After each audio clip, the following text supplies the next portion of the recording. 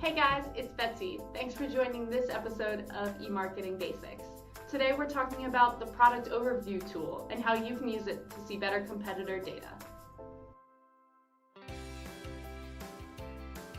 With the product overview tool, you can see all the products that you've listed on your Google Merchant Center. You can also see your Google Ads placements and Amazon placements for your top competitors with that same product.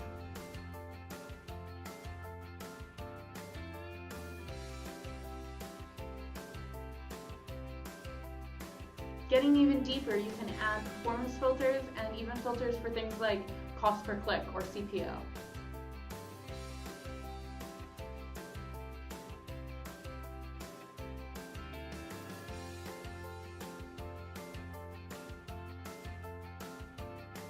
The product overview tool gives you a lot of data based off of which products you're selling.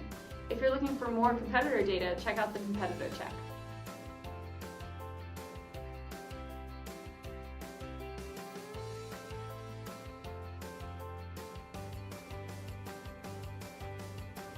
Thanks for joining me for this episode of eMarketing Basics. Make sure you click to subscribe for more e-commerce tips and tricks.